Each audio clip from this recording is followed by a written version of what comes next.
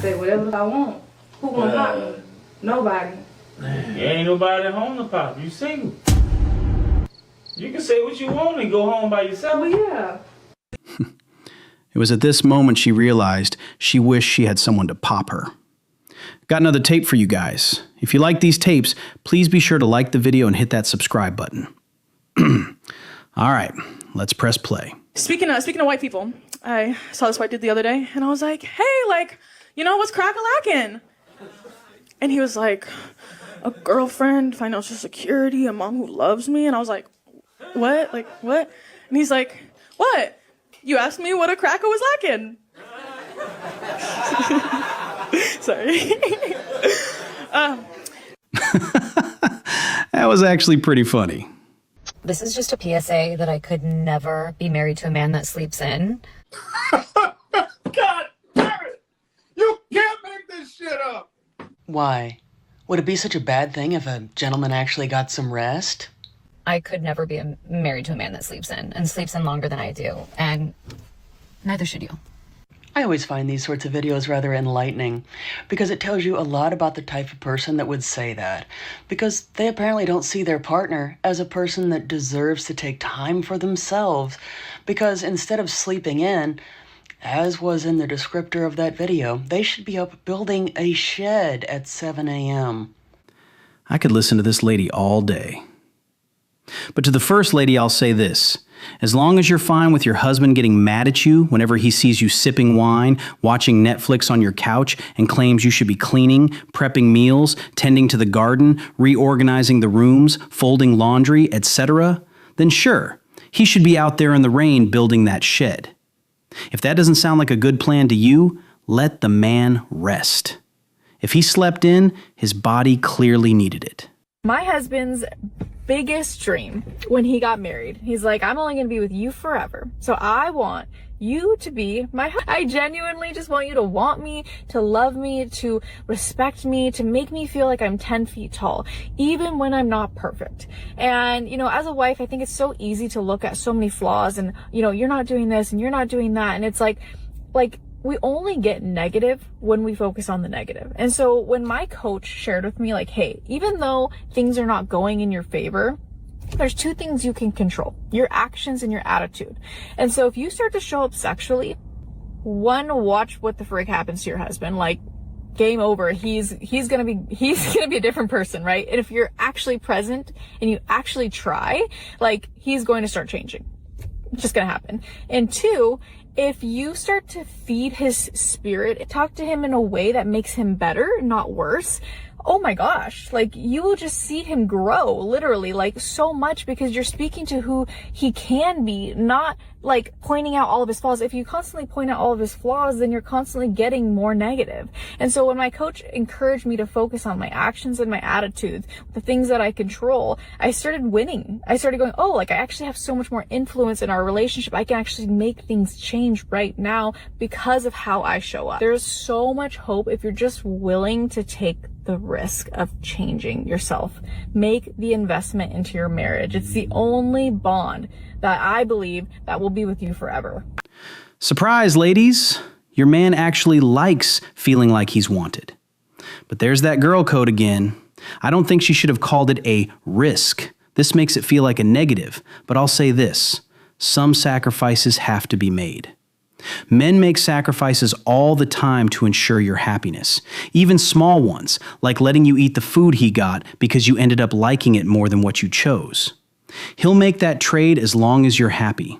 You should do the same for his peace, and letting him know that you see him and more will have him moving differently.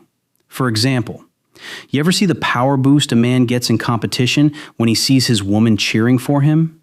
It's so powerful, it should almost be banned. Here's how feminism messed up the U.S. economy and how it's actually now come back to bite modern women in the butt. Let's rewind. The modern feminist movement kicked off in the 1960s. The goal was fair wages, equal opportunities, and legal protection. Great, right? They told us that the first wave gave us the right to vote, and the second wave brought us into the workforce. Here's where it gets a little bit sticky. During the second wave, the message shifted. It wasn't just, you can work outside the home. It became, you should. or you must if you want to be respected. Doing nothing but staying home and cooking and cleaning and raising children, that was suddenly less than. So women flooded the workforce around this time. They were told they would get more financial freedom, more independence, and of course, more respect. But when millions of women started working full-time, it didn't just change individual families, it changed the entire economy. Suddenly, 2 incomes weren't just nice, they were expected, and that's where we get into the 2-income trap. This is a book written by Elizabeth Warren, who is not exactly a conservative voice, but she actually articulates this situation beautifully in her book, The 2-Income Trap. She argues that when both parents started working, the cost of living adjusted. Homes in good school districts, prices went up. Childcare, through the roof.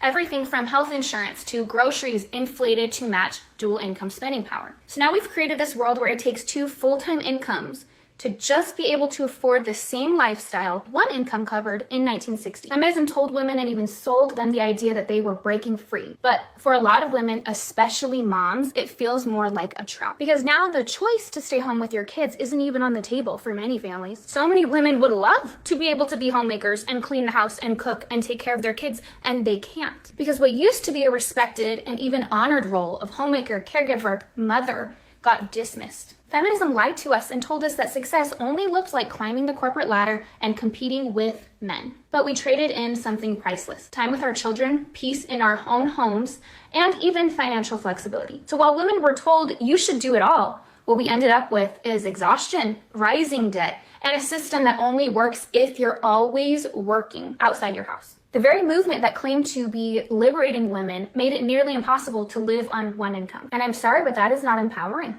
Turns out that there's a real price to pay when a society stops valuing motherhood. When caregiving is treated as invisible labor and homemakers are seen as less than, everybody actually loses, especially women. Not just emotionally or in the family structure, we could talk about that forever, but economically as well. So no, I'm sorry, feminism didn't save women. It told us we need to do it all, and now our generation is paying the price for it. It's like they asked for 50-50 relationships, all while wanting the man to take care of everything still. I've officially decided that I'm no longer a lover girl. I am now a supervillain.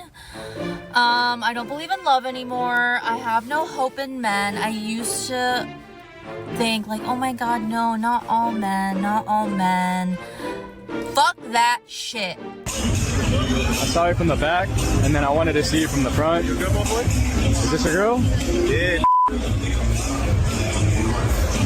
This exact reason is why a lot of die, okay?